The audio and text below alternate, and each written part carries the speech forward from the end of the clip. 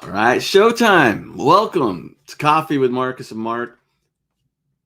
Mark, right now.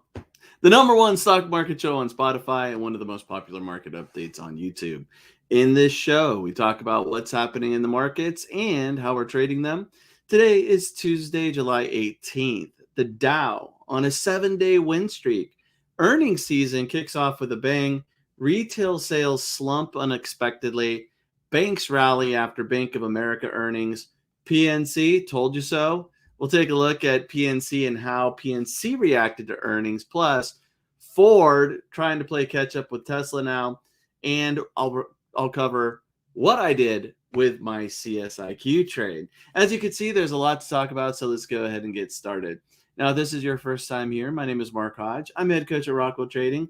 I'm running the show by myself today, but on most days, I'm joined by Rockwell Trading's founder, Marcus Heitkarter. Now, even though I'm alone today, I promise that you are in good hands. You can say we have a ton of trading experience here at Rockwell Trading. In fact, decades. We know our stuff and we're not afraid to tell it like it is. So if you're looking for some honest insight into the world of trading, then you are in the right place. Before we dive in and show you the positions that we are in and how we're tackling these crazy markets, let's take a look at what's moving the markets today. Let me go ahead and bring up a chart here of the S&P 500. Yesterday, we had a drift. The drift higher, the path of least resistance, as Marcus would say, making new highs for the year. The S&P up 0.4% yesterday. The Dow continuing its win streak yesterday, up 0.2%. With yesterday's close as 1, 2, 3, 4, 5, 6 consecutive winning days in a row. Mentioned that the Dow is on a 7-day win streak. Look at the Dow go. Up 1% here today. A big move by the Dow. The NASDAQ finishing higher yesterday, leading the way up 0.9%.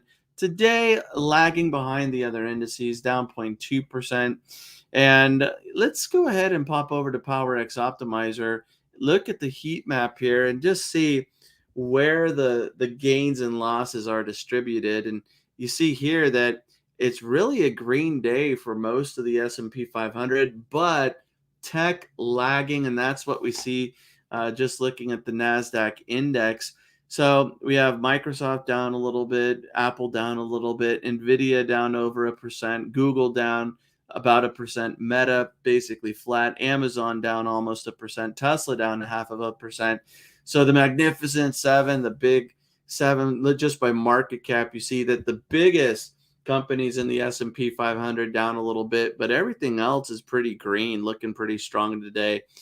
So it is a broad market rally, aside from some of the largest players being down just a little bit for today's session. Now, if we take a look at the economic calendar, we did see core retail sales and retail sales coming in lower than expected. The increase for the month was just 0.2%. Now, core retail sales, excluding autos, the forecast was 0.4% of an increase. Retail sales, the increase expected was 0.5%. So this would be bad news in most scenarios. But we know that sometimes good news is bad news and bad news is good news. And I mean, this is where having weakening sales and the inflation picture looking better, it helps the overall economy because it gives the Fed an incentive to not raise rates beyond what's already expected, which is a quarter point hike at their July meeting. So looking at the CME Fed Watch tool, we see that the Fed meeting is in 8 days, 2 hours, 55 minutes, and 32 seconds. Right now, 97.3% probability the Fed will raise rates. And we see here that this hasn't changed much. Right now, traders believe that the Fed will stop raising rates after this a quarter point hike in July. And retail sales come down a little bit, could make a case for the Fed saying, hey, maybe we don't need to raise anymore. Right now, that's what traders believe, and that's what they have believed. We see that for the January meeting, pretty much mixed here or split actually between staying the same or cutting a quarter point. Right now, the probability of cutting a quarter point at the January meeting is 39.2%. Probability of keeping rates the same as 39.4%. So a coin toss there. And then it's expected that the Fed will be cutting rates throughout the remainder of 2024. So we'll see what happens. And the next meeting going to be next week. So right now, traders are considering the Fed, what's going to happen next week, but it's also a week for earnings. So earnings are in the spotlight. And so far, earnings have actually got off to a great start. The S&P 500, or companies that have reported that are part of the S&P 500, actually 84% of those reporting have actually exceeded profit estimates. This is according to FactSet. So pretty good start, at least based on estimates and expectations here. And it's been a nice beginning to earnings season, with this week that being in the spotlight. Now, banks were on the move. Actually, but before let's talk about Bank of America. So BAC, let's look at a few market movers here. Bank of America, look at this, up 4.3%. Now, when the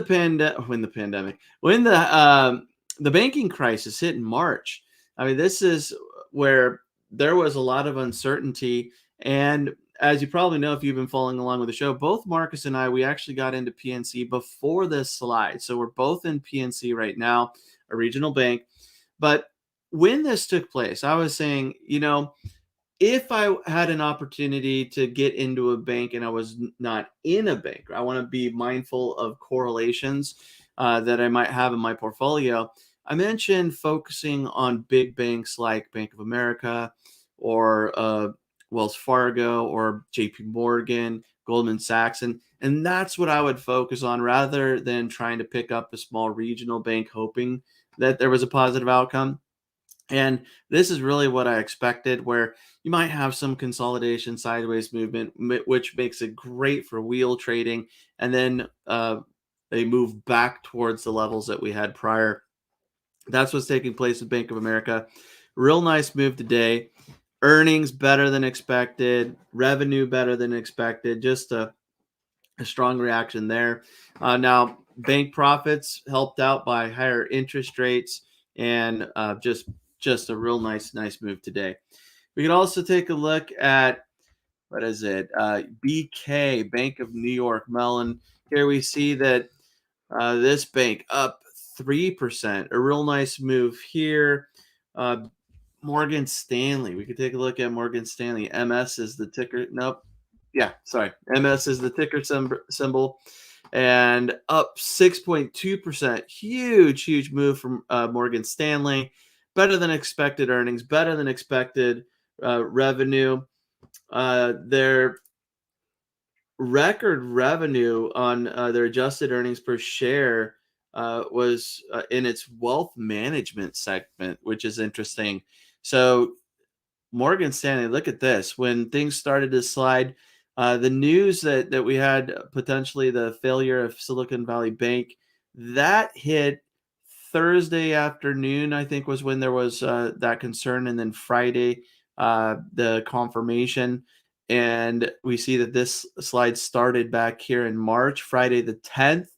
We're right back up to where we closed the day on Thursday. So Morgan Stanley, big move, looking pretty good. And if we're going to talk about earnings, we're going to talk about banks, we might as well talk about PNC. So PNC Financial, a stock that both Marcus and I own shares in.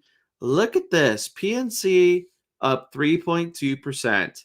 Real nice move here. I'm going to have to see if I could sell calls. My cost basis is 136. So PNC looking really good, although PNC started the day negative. Now, if we look at earnings, we see earnings beat. Revenue came in lower than expected, but we did have an earnings beat. And let's go back to PowerX Optimizer. Let's go back to the earnings analysis tool and discuss what we reviewed yesterday.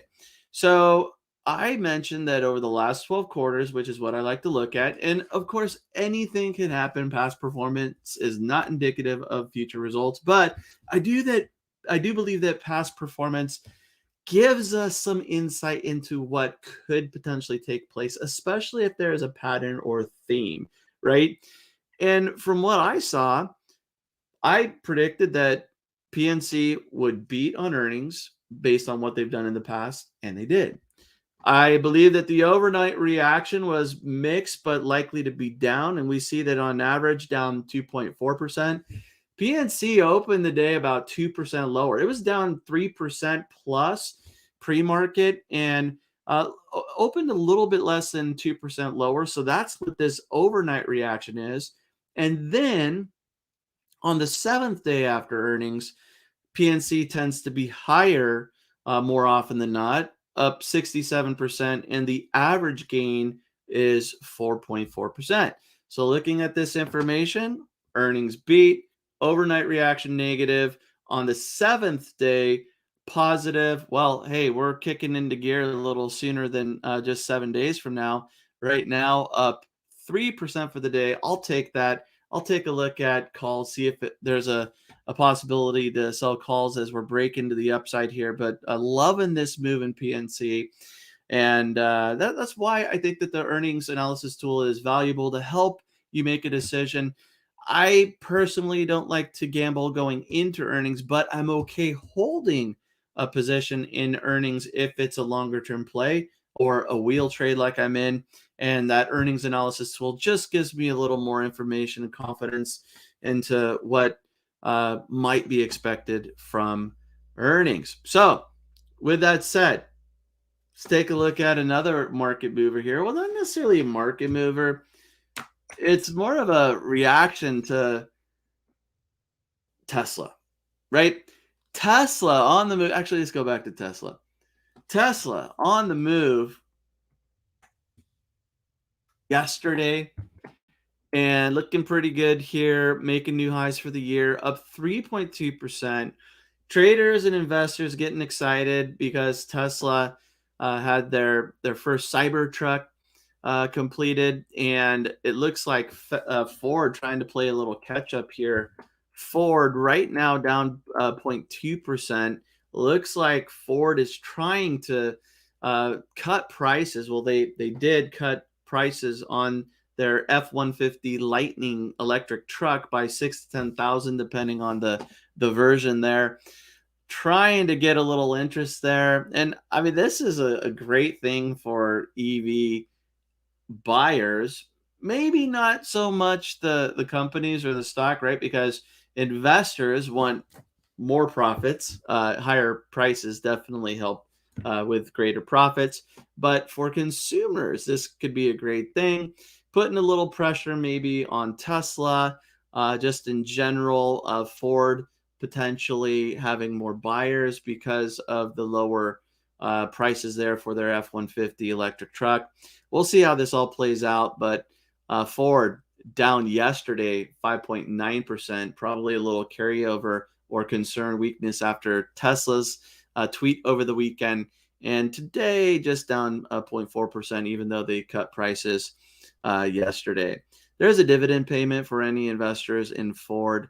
15 cents is what you'd be entitled to if you are the owner of Ford shares on Monday, July 24th. Now, moving on, let's go ahead and go back to PowerX Optimizer. And let's take a look at CSIQ. Open positions for me. I'm still looking to add a couple of good wheel trades, hoping that we see some more volatility this week, a little more movement, and maybe some nice earnings plays after a negative reaction to earnings, something that I'd like to own where it's a little bit overdone and there's some volatility and a drop in a particular stock because of an exaggerated move because of earnings. Well, CSIQ was one position that I took towards the very end of the day on Friday. I actually got filled the last minute of the trading session, and CSIQ yesterday was up, what was it, 3.1%. Well, I went ahead and I bought that put back at 80% of its max profit. Actually 76% of the max profit to be exact, but because CSIQ trades in 5-cent increments typically, and because my 80% number would have been 4.5 cents or 4.6 cents, rounded up, put in an order to close out at 5 cents, and I was filled. So no longer in CSIQ. I was keeping an eye on it today, seeing if with the drop that we had early on, if we might have another shot at the 35 strike. The 36 was available for most of the morning. Right now, it looks like the 37 meets our minimum criteria for the premium that we'd like to collect. I'm still holding out here. I think we could get the 35 strike again. We just need to wait. But out of this one, so nice one-day trade there for CSIQ, looking to pick up some new positions. Now, PNC, one that I am in, as I've mentioned, nice day for PNC today on Friday, entitled to a dividend of $1.55, so that's looking pretty good. Right now trading at 130.72. Let me go on over to the calculator here, and let's see PNC for Friday. Let's just see what the premium looks like at the 136. Okay, so right now 136, 25 by 40. We're using the bid price because that would be the price that you can be filled at, right? But realistically, you might be able to get 30 cents, maybe 35 cents if you're lucky. But at a quarter, this would be 17% annualized. And we see here the minimum that I'd want for 30% annualized is 45 cents for Friday's expiration. Let's go ahead and change this to next week. On Tuesday, I'm normally looking for the current week's expiration. And then on Wednesday, I'll start looking at the current week and next week's expiration. But just curious here. Okay, so the 136 for next week, we would need $1.25 to get our 30% annualized that we're after.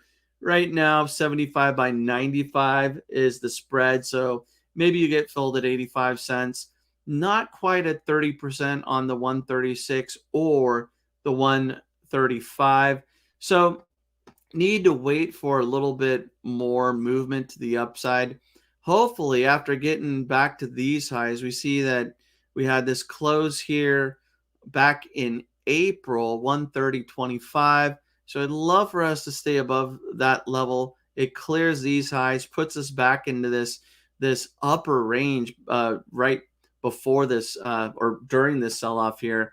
I think if we could close above 130, 131, the next move is to the upside. So I do think that 136 calls will be on the table, but at least where we're at today, not for today. Not yet, but close. So liking that for PNC. Everything else looking pretty good. That really is where things stand, and I'm looking at new opportunities, looking to add to the portfolio right now, just looking to fill some spots. Now, for the rest of the week, it still is a busy and active week for earnings. We see Goldman Sachs reporting before the bell tomorrow. We also have U.S. Bancorp on tomorrow after the close. We have Tesla, we have Netflix, we have United. So a busy day tomorrow. On Thursday, we have American Airlines, Johnson & Johnson, the Blackstone Group, Philip Morris, all before the market opens. Capital One after the market closes.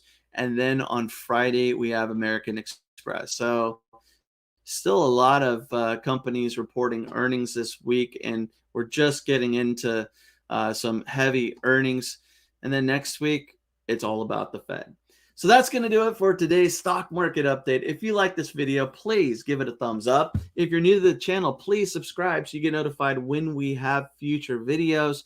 Hey, we love talking trading. We love trading the wheel strategy. We love helping traders. We love making money in the market. So if you do too, please join us next time. Until tomorrow, happy trading, everybody.